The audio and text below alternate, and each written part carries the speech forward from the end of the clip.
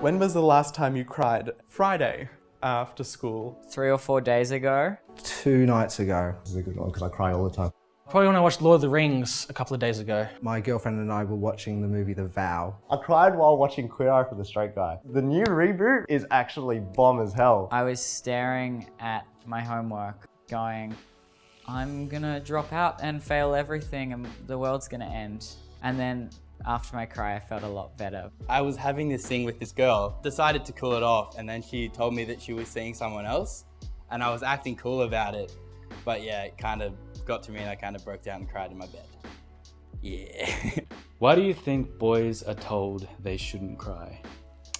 Toxic masculinity. Toxic masculinity. Do you think you feel like pressure to not cry in a relationship or otherwise? Yeah, actually. Tears are seen as a sign of weakness. Having feelings is vulnerability. Vulnerability is something that masculinity is threatened by. It's just a really awful pattern of conditioning men and boys to be unfeeling when everyone feels, everyone hurts, and expressing that is the most natural thing that anyone can do, and to deny that of someone is really horrible. True or false? Guys don't talk about their feelings with mates. It just depends on the kind of guy. I think it's a lot harder to talk about feelings with someone who's conventionally blokey. Because they don't reciprocate.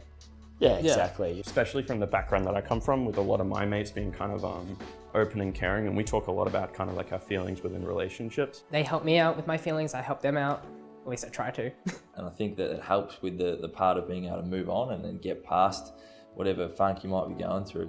What's something that you like to do that is traditionally considered to be girly? That one's pretty simple. I think I just buy too many clothes. Sometimes I walk around in high heels around the house because it makes me feel powerful. I like makeup. I really enjoy makeup. That shit fun as hell. Chatting about feelings and emotions, that's something I like to do, but probably don't do enough of it because it's kind of considered girly. What's something you like to do that is traditionally considered to be blokey? I guess I like to fix things around the house. Like woodwork was in my year 10 school preferences. I've made my bedside table, all that sort of stuff. So I have a bit of a potty mouth, which is super blokey.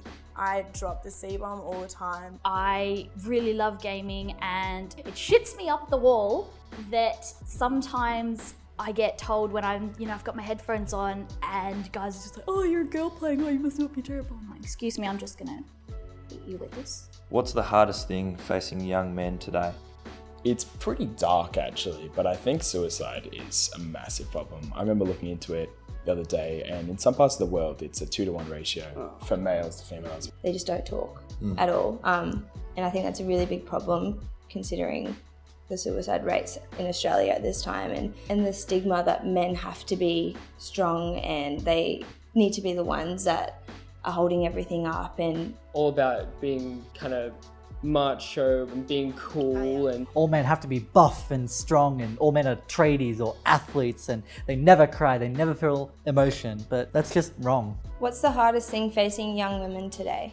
Not being able to get as far in certain careers as our male counterparts can really suck. Being in the music industry, it's kind of easy to see that women are very underestimated and looked down on quite a lot. People actually respecting you and taking you seriously and hearing what you have to say. Sexism is absolutely still an issue for males, females, and everyone else in between. I was walking here and obviously this is a little bit flimsy and I'm wearing a bra and you can see it.